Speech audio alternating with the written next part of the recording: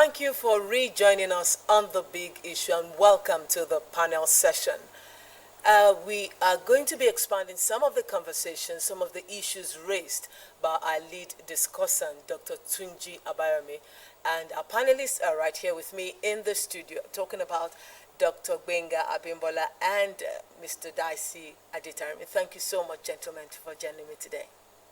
Thank you. It's my pleasure to be on the show today. I'm glad to be here as well. Thank you. All right, let's start off with one of the most critical things that Dr. Tunji Abayomi said. He said that as a legal practitioner, his opinion is that INEC acted within its constitutional authority, having shifted the timetable, the schedule of the party primaries when they did, even though many voices, sounds have knocked INEC for doing that at the point that they did, because it was almost time for the main opposition parties' presidential primary, and yet at that point they still did. Do you think that INEC was really in its right to have done that, or do you think they did what they did in favor of the ruling party? Yes. Okay.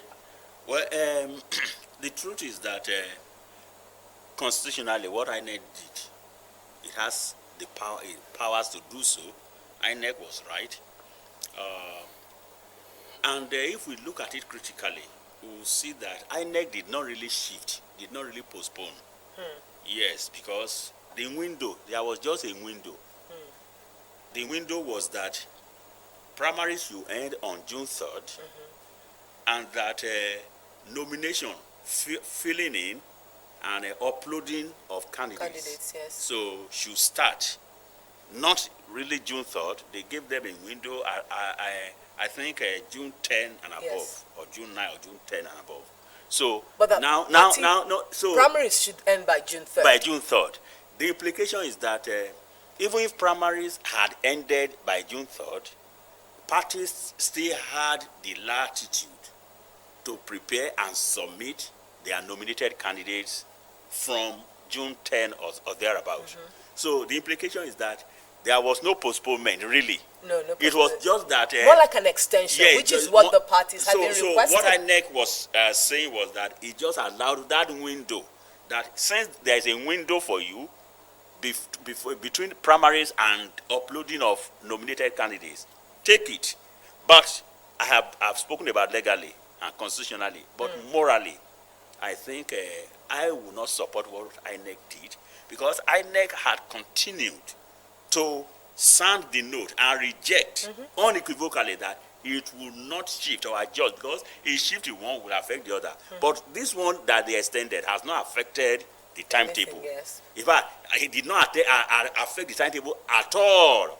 So INEC says it is justified because it did not shift anything. If it has shifted and it has affected other activities according to the planned timetable, then that was what INEC was trying to guide against. Again, he's saying that since this one will not affect the planned timetable of other activities, then have it. You still have, the latitude to conduct your primary up till the time you have to upload.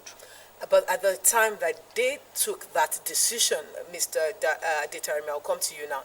You know, one thing that is quite critical in this political process is that there must be a level play field.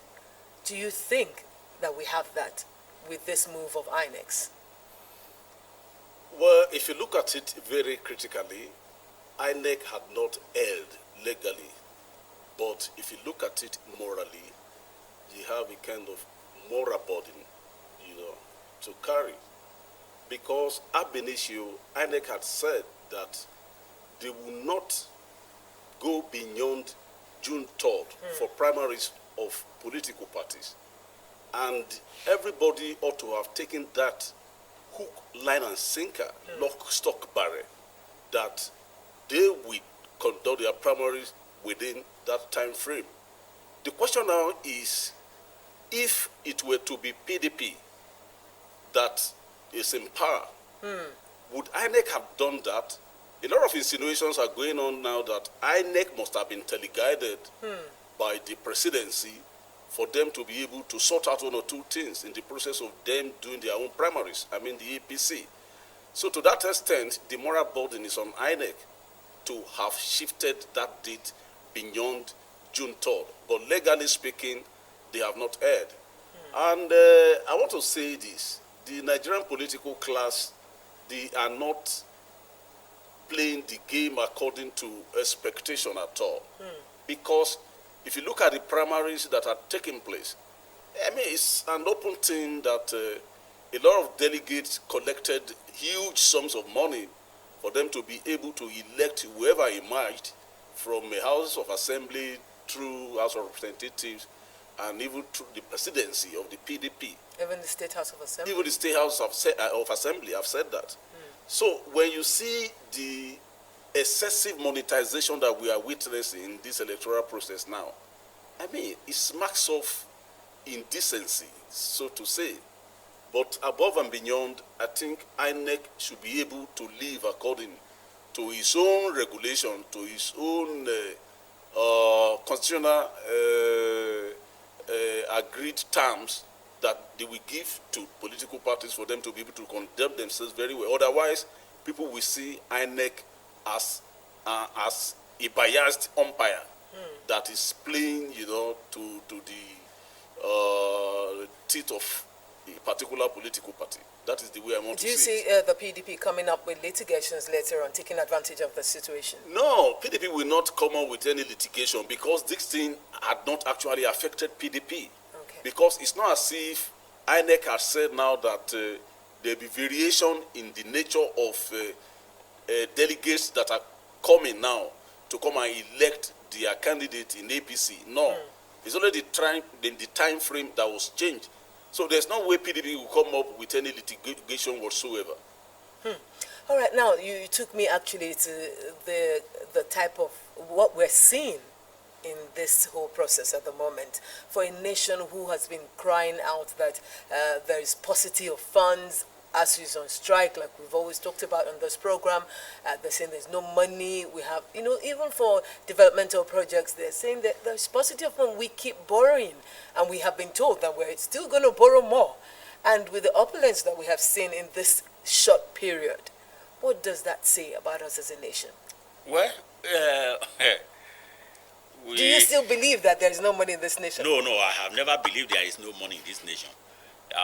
Just like in a recent function, I asked the audience, I said, is Nigeria rich or poor? And the audience, they were very, very unanimous to say Nigeria is rich, but that Nigerians are poor. Is that not a contradiction? No. Very contradictory. The country is very rich, but the citizens are poor. That has to do with economies of distribution, inequality. There is inequality in the land. And this inequality, the gap is widening by the day and is becoming a big gulf. In fact, what happened in the primaries and what is still happening, because APC will still do its own for presidential, from House of Assembly to governorship to National Assembly to presidential, it is not only embarrassing, it is highly scandalous. Highly scandalous for us in this country. I don't know how we are going to paint ourselves in the eye of the international community that we are not the capital of corruption. That is the truth. Forget about Transparency Index, Transparency International Index. Which the present government has always disowned. But it is becoming very glaring now that with impunity, in the full glare, nakedly, shamelessly, that people are buying delegates not only with our own currency. They have denigrated our currency. They are now buying delegates in foreign currency. It should be a criminal offense itself, because that means you are putting a very pressure on foreign exchange. So what are we talking about? For the fact that people are buying delegates, and that is why the Electoral Act, the truth is that there is no law that will make for election purposes. Politicians will want to circumvent it. Even if we say we throw it to go for direct primary, which I support direct primary more than any other, because for direct primary, all members of a political party will have a say in who flies their flag. But now, don't you think that will also mean spending just more money? That's what I'm saying, that politicians will also find a way around it. So to circumvent, because it will now be your own base. Each person will want to buy the members of the party in his or her own base. Now, what is the cause? The cause is that the political offices are highly attractive. Until we make political offices less attractive, whether elected or appointed offices, you are a commissioner, you are a minister, you are a special assistant, those ones are appointed. Then you are elected either in the legislature or in the executive. If what is accruing to you, what is going to accrue to you, is not something that is, what stops us from making legislature part-time thing? If you don't want to make it part-time, put the legislators on salary. Somebody in the House of Assembly, put him on level 14 or 15. Somebody in the Senate or reps, put them on level 16 or 17, for example. Nobody will want to buy delegates again. And if you know that they don't have any other allowance, no, Ghana must go, coming behind, nobody will buy delegates. But now you know that even when you buy delegates, if you win the election, you are in money. And Nigeria seems to be closing its eyes to these things. I think I won't only blame the rulers. I won't blame the politicians. I will also blame we, the citizens, because of our docility. And what is happening in what is happening in the primaries now cannot happen. Half of it don't happen in some country. You see, everybody will file out, and the protests we want to consume the electoral process. But are they not the followers, the people receiving? That's what I'm saying. Incentives? So no, it's not all the followers. It is the delegates. So yes, delegates. So they are part of the followers. Yes, yeah, part of the followers. But majority, I mean, the delegates, are they really representing us? Majority of even the next election now, you see that somebody said, Dr. Abayomi said that it is not only even the delegates, that even when you now, those who win the tickets, by the time they go for the general election to face non-politicians, so to say, that is members of the public, that they will also be expecting something at the polling units. It shows that something fundamentally is wrong. It is because the political offices are highly attractive. If we make them less attractive money-wise, all these things will be curbed. Okay. Well, as an addendum to what he has just said, I think I've always been saying it that poverty has been weaponized against the Nigerian people. A lot of people are so poor. You can hardly blame the people for collecting peanuts during the election before they cast their vote, or for delegates wanting to collect. But shouldn't that move them to say enough is enough? You cannot, because I always cite this example that in Nigeria, for instance, you have 60 million illiterate people that are stark illiterate, and they are very poor. And these people are PVC too. How do you communicate to them that enough is enough? Somebody that has not eaten for the past 12, 18 hours, and they are dangling 5,000 naira before him, how can you tell that person that enough is enough? He will just tell you to go to hell, that I'm collecting this 5,000. And this is the same thing that the ruling class knows very well. That is why we say that the ruling class has succeeded in weaponizing poverty against the people. Forget about the consciousness of the few people that are highly literate. For instance, now, I cannot go and collect 10,000, I cannot go and collect 20,000 naira before I cast my vote. But what of people that are out there, people that are unemployed, people that are poverty-stricken? They will collect. And they know that these are the people waiting for them to collect their money during general election. They will just calculate the population of the voters around a particular area and make that money available. Then for the delegates too, a lot of people want to roof their houses for the past 2 years. They've not been able to buy a bundle of iron sheet. They'll be waiting till the time the election will come, and they will fight to be nominated or to be elected as a delegate.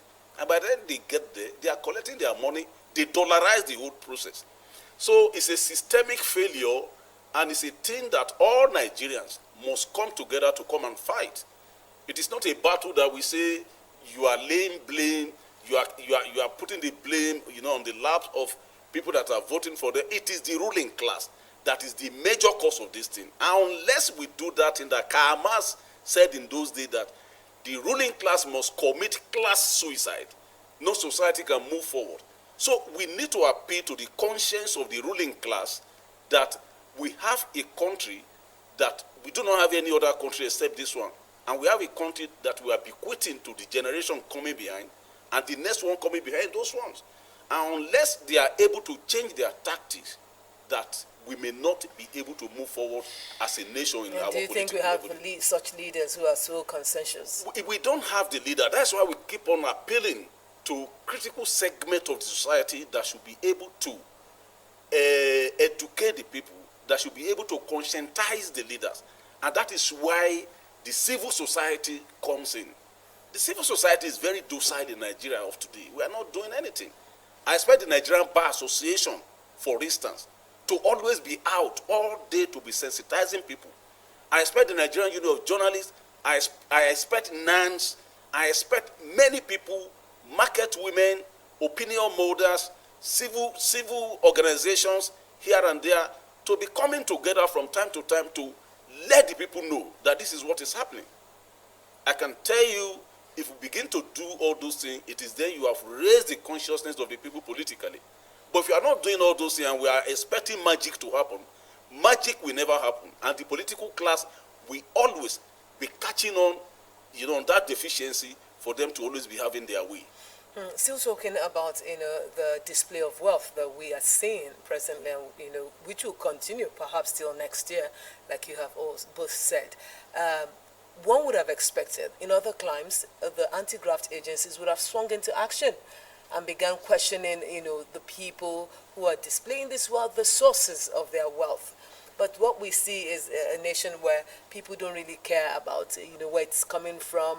In fact, you hear some followers say things, some citizens say things like, this is the only opportunity I have to get a piece of the cake, the national cake, and so why won't I grab it? Why is it that we see these things? And although we know that EFCC came up some time ago to say, okay, we'll begin to question these people throwing money around, where is it coming from and all that. But do you see that happening? Well, I think, just like my brother has said, that if we are passing the blame, let us address the issue. The ruling class or the politicians, they have weaponized their poverty against the people, fine. Now, no society grows beyond its people. Now, the expectations of Nigerians, are we really expecting that corruption should be fought? Because some Nigerians are also beneficiaries of corruption. You see, even when the FCC wants to arrest somebody, you see some people, they will go and lay siege and begin to carry placard. Don't arrest it. This person is free. You are persecuting. Imagine what is happening to former Governor Okorocha now. If he's an aspirant in the APC. Yes. He has also paid. He had paid his own 100 million. Yes, he has. That 100 million for ticket. I have said it is not only embarrassing; it's scandalous. Now, if Okorocha were to be a PDP person, many Nigerians will be saying you are persecuting him. Now, if EFCC will go to the primaries, of course they had missed it. There's only one primary that is left now. To go to all the houses of assemblies primaries, EFCC will be overwhelmed because there is no primary. What's the population of EFCC personnel? There is no primary that where they did not buy delegates. So EFCC will be overwhelmed. Not to talk about governorship, about the National Assembly and presidential. Even if they go to APC next week now, they will be overwhelmed. Like now, what I want to bring out there is this. Dr. Abayomi said something that perhaps what is happening now, we will soon reach a crescendo. But I won't call it a crescendo, I will call it a breaking point. So even though when we talk about revolution, we will say that Nigerians are not ready for revolution because of different sectoral, ethnic, religious interests. But one thing that has united the ruling class, the politicians, is corruption, is their interest. They don't know religion, they don't know tribe when it comes to stealing our commonwealth. And but we the masses, we are the ones that are divided. But poverty has united us now. We come to a point that will get to a breaking point, that there will be no, that will get to the point of no return, and something. Nigeria is on edge already. I just hope that we will not blow up, because the way we are going now, if we continue like this, we may not be able to. Even if elections held next year, we may not be able to talk of another election, because the way we are going now, we're becoming very. See some governors, they have served their 2 terms. They have made themselves senatorial candidate. They've given their wife another ticket. They've given their son some ticket in the same state. It is just showing that we are no longer practicing democracy. We are gradually moving towards oligarchy. And that oligarchy is oligarchy by ballot, where you buy voters, you buy delegates. So it will come to a point. We may soon get to that breaking point. Unless the politicians, as Aditya Rami has said, unless they think and they begin to re-examine themselves, they may think that they are getting away with it. They cannot get away with it. But are they not getting away with it? I know they are, but they cannot continue to get away with it forever. We will get to a breaking point. And in Yorubas, we have a proverb that a goat don't normally fight like that. But if you pursue it to a breaking point, to the wall, and it cannot break the wall, it will turn back and bite you. I think we may soon get to that point where the masses will now revolt, and maybe we will now be able to come back to the drawing board and restructure Nigeria. That is the problem. This structure cannot take us anywhere. You know, I have always said it. Okay, like Dr. Abayomi said, the main problem is the Constitution. There's been a lot of cry, a lot of call to revisit the issue. Professor Afebabalala keeps talking about it. We shouldn't be talking about the next election without, taking a good look, another look at the Constitution, because it is not from the people. As it is, you are talking about breaking point. Do you even see that happening? Because it seems the issue of the Constitution is not happening. Yes. We're already talking of, The issue of the Constitution will not happen if we continue to keep silent.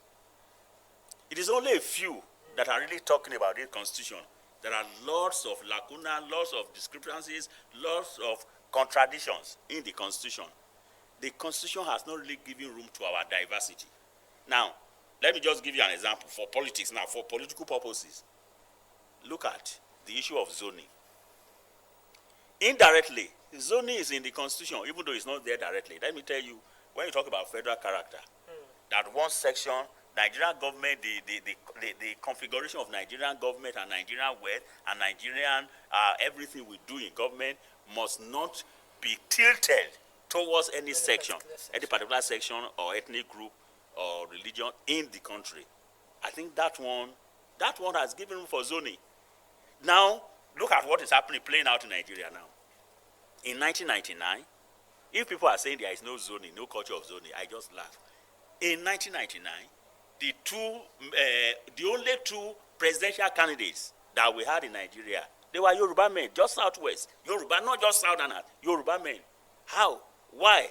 Because of the perceived injustice of the June 12th, in which a Yoruba man won the election and it didn't allow him to rule.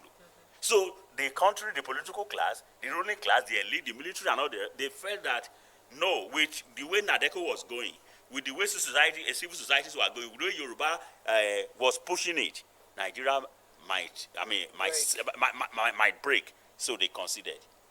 But after the Yoruba man when the Yoruba man was about to conclude his 8 years, now what happened? The power shifted. Southerners they showed interest, but the ruling party that time, PDP, they said no, it is the turn of the North. And the Northerner, Yar'Adua, came on board. And when Yar'Adua, this one was a natural occurrence because he died in office, so his deputy stepped in. But you know that even his deputy, he contested the election and won. When he wanted to recontest, the northern people felt that no, our own son won election. I mean, he did not live to really complete his term. So this one time is okay for you. Get out. Let power return to the north. And the northerner is there for 7 years. He's going to be there for 8 years now. And yet, the ruling class are still saying that it can still go back to the north. It is when you talk about equity and justice, then you are throwing equity and justice into the winds. So what am I talking about there? We are saying all this is because of the Constitution. The Constitution has over-centralized our wealth, our powers in the federal government. And if we continue with this Constitution, we cannot have any meaningful development unless we reduce the powers of the federal government, the powers of the center, let the regions and the states, the federating units, let them control their resources. In the First Republic, the party that won, that formed government, the Northern People's Congress, NPC, in conjunction with the NCNC of Azikwe, to head Nigerian government, the leader of that party said he will not head government. He sent somebody under him, Balewa, to go and head the federal government. He's preferred to head his region. Today, can somebody say, I prefer a governor to a president? So until we look at it. Get it right at that point. I'll come to you, Mr. Adetarami. Now, the PDP initially said they were going to go the zoning way, and later they retracted and said, okay, anyway it goes, we are not at the level where we should be considering where the person is coming from. And now, of course, they've presented Mr. Atiku Abubakar as their presidential candidate. What do you foresee, in the coming days, especially from the ruling APC? Well, it is not a matter that should be left for APC alone. It's a matter that should be left for all Nigerians. Just like Dr. Abimbola rightly said, this issue of zoning is not expressly stated in the Constitution. But when you look at the federal character concept that was embedded in the Nigerian Constitution, it had reason why they embedded it there, because of the fact that they wanted all regions in Nigeria to have, sense of belonging, justice and equity, which we have been, going along with since 1999. But for a party now, in the board of PDP, to come up with another candidate that is of northern extraction is not only unjustifiable, it is, to me, criminal in the sense that they have arrays of southerners that they could pick as their presidential candidate, yet they still went for a man from the north. After the north will have spent 8 years, if Atiku Abubakar, peradventure, emerges as the president during the 2023 elections, are you now saying you are going to spend 16 strict years? Because there's no president in Nigeria that we don't want to do the second term. So these are issues that all Nigerians must grapple with now and begin to work towards.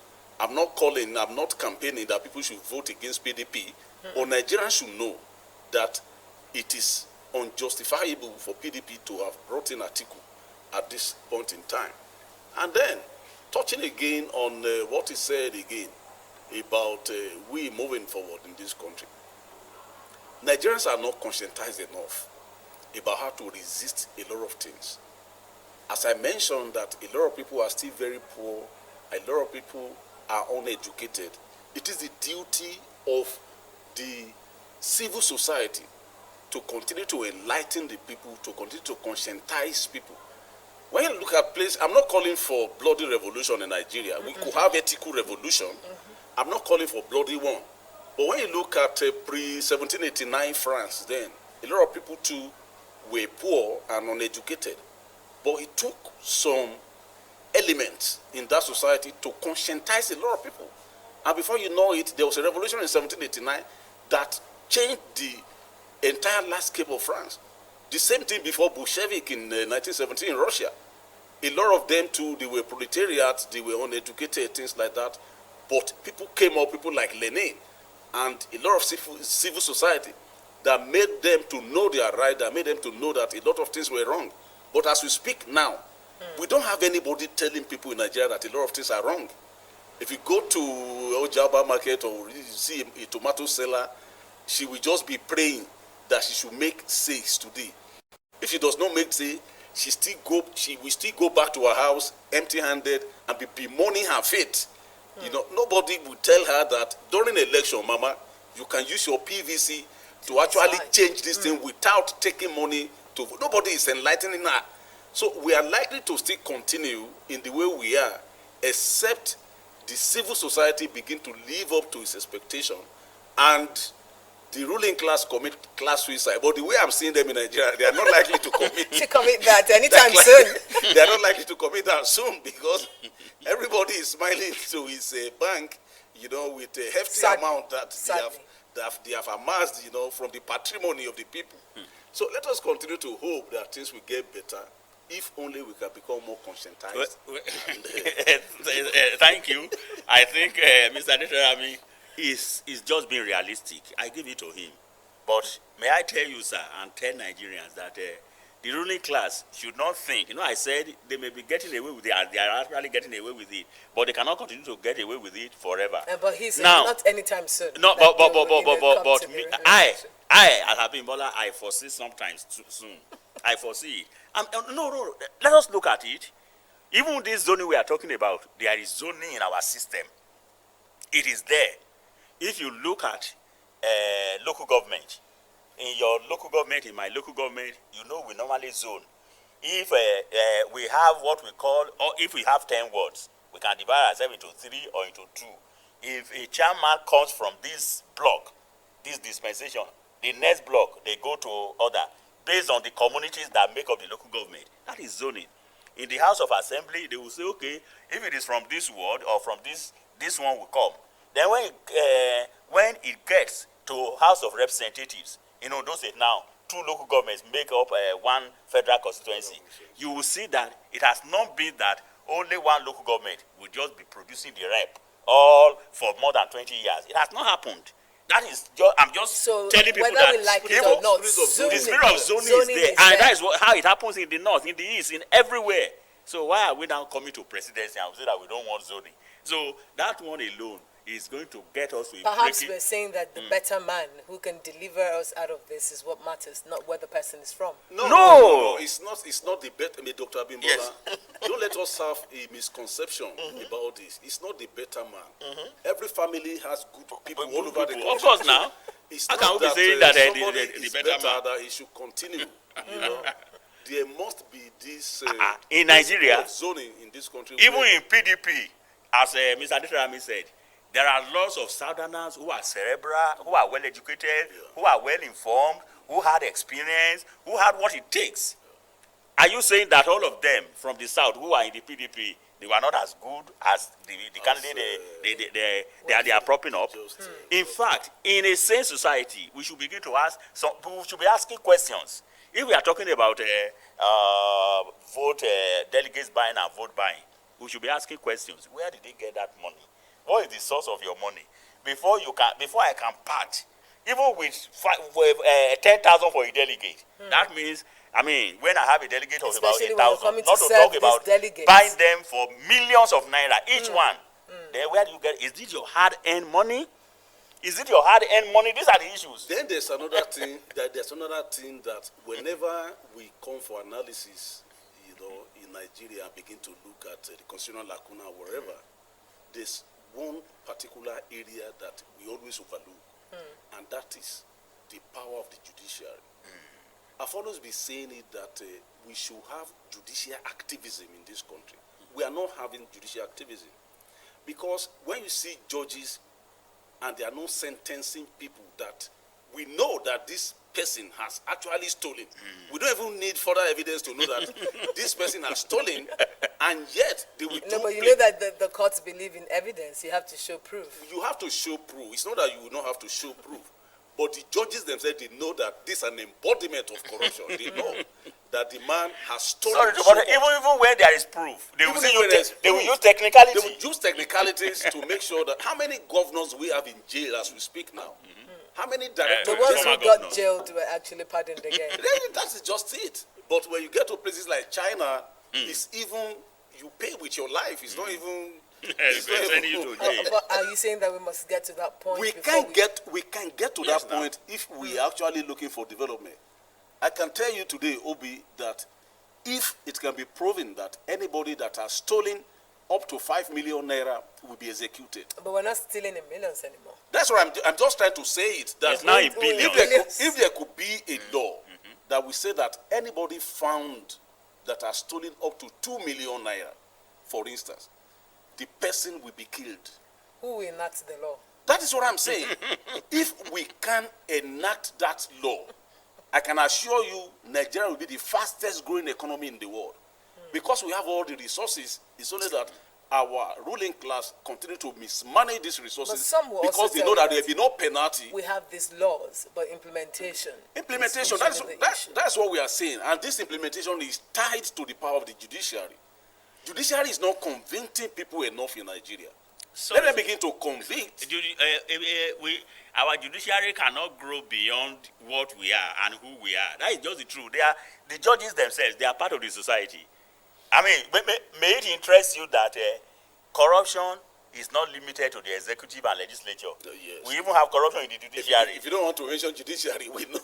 So no, I'm not. Yes. So corruption is also in the judiciary, and the way that's why we are just. I'm praying that that let us get to that breaking point faster than you guys have ever imagined. You are saying no sooner. Nobody actually prays for.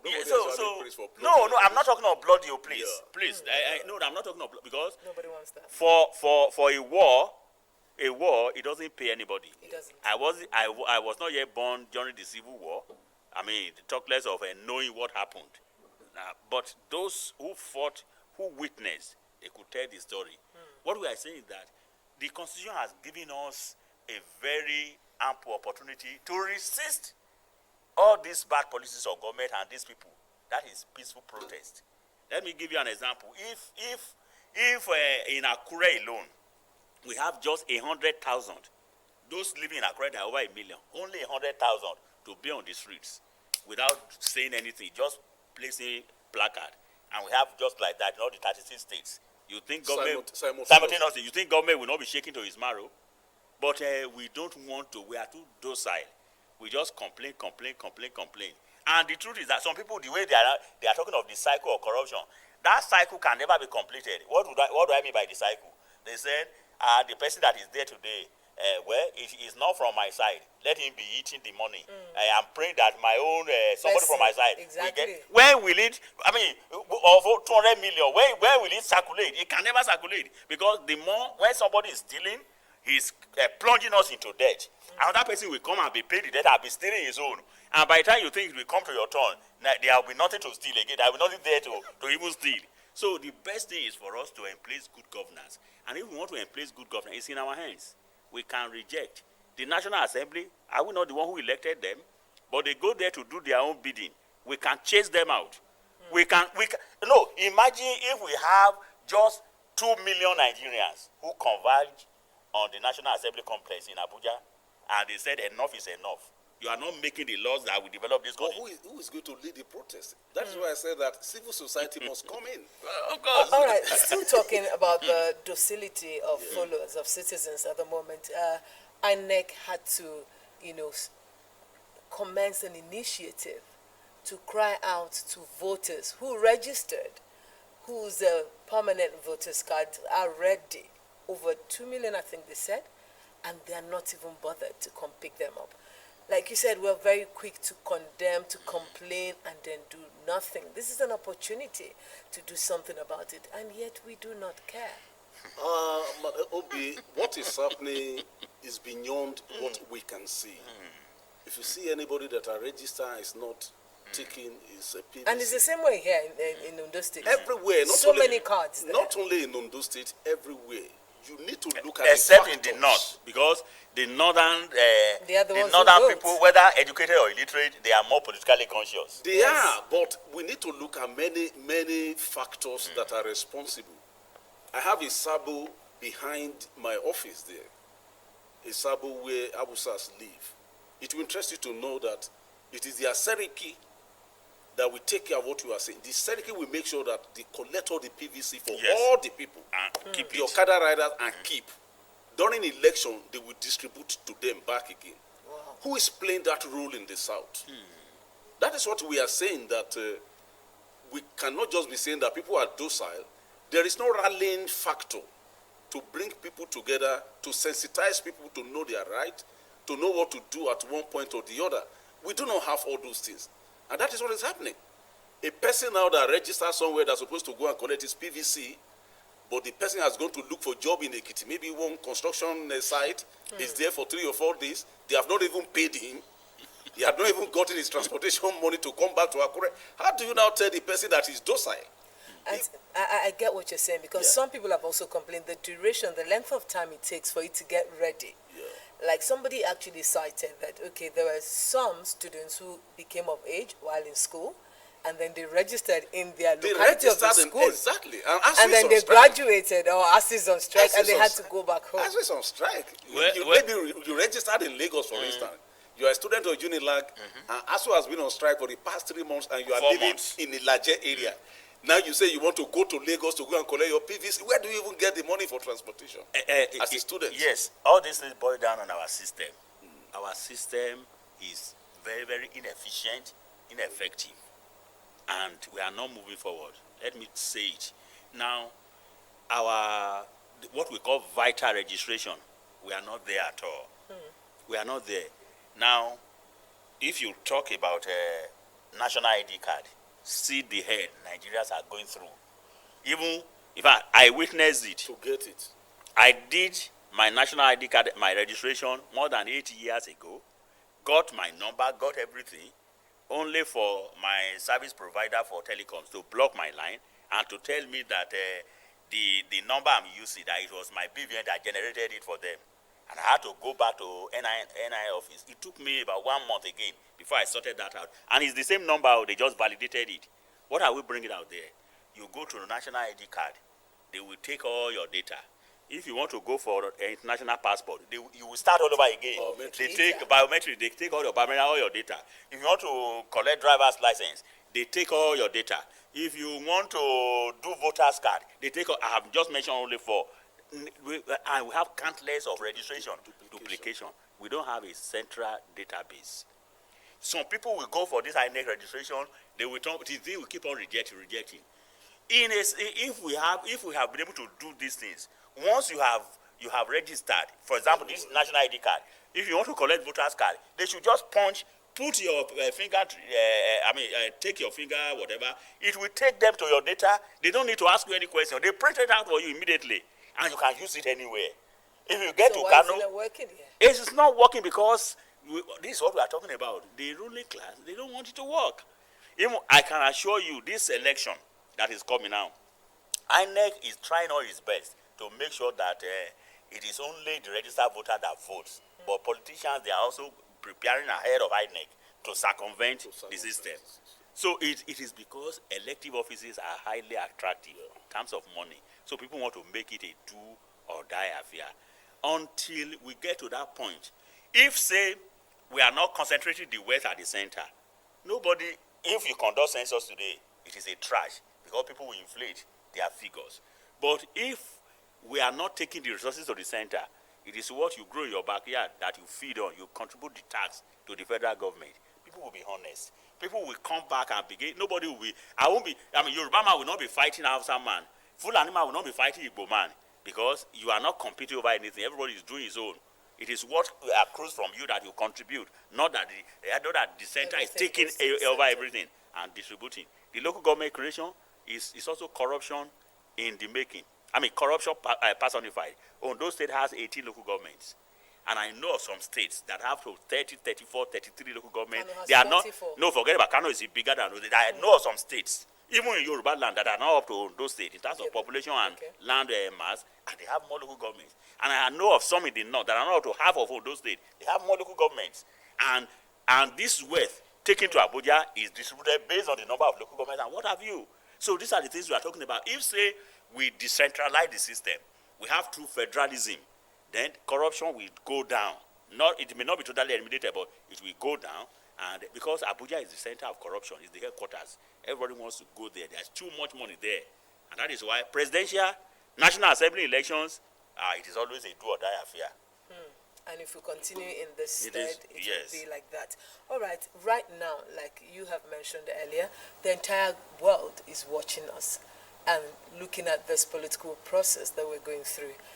What if we continue this way, seeing what we're seeing at the primaries level, up until when we get to actually casting the votes and choosing a leader, and they are all watching? What do you think this will portend for us in terms of us as a nation, how they see us, and then, of course, in our relations with other, committee of nations? Well, if we continue this way, definitely we'll be the laughing stock in the international community. The Committee of Nations, they will see the country as an unserious country.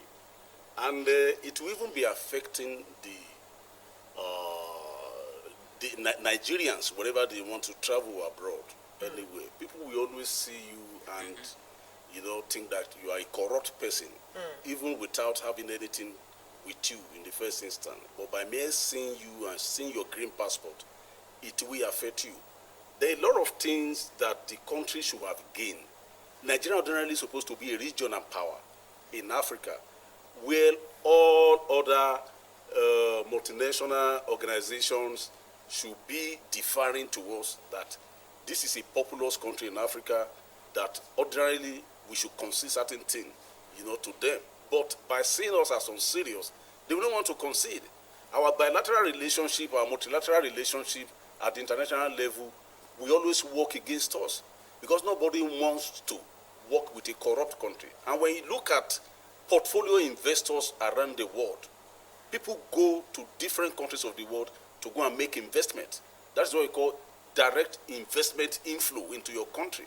If they see you as unserious because of your policy instrument, because of the way you play your politics, they will not direct their investment into those areas because they'll be thinking that the investment might not even be safe in the first instance. So Nigeria stands to lose a lot. Now, China is declining to give us further loan. And I want to believe it's not only China. Others may take, follow suit. Others may follow suit. So how do we survive as a country if people and other countries begin to see us as a pariah state, so to say? This is the reason why the leadership of this country must know now that they have to have a change of heart and begin to commit class suicide. I will continue to say that for us to move forward, because if they don't do that, we are all heading for doom, God forbid. Let's hope we never get to that point or to the breaking point, like he said as well. Thank you so much, gentlemen. Thank you so much for sharing your views and expanding the conversation of our focus today. Always my pleasure to be here. Thank you so much. And thank you to you, our viewer, from wherever you have been watching us. Let's do this same time next week. I am Obi Chukwemeka Oti. Bye for now.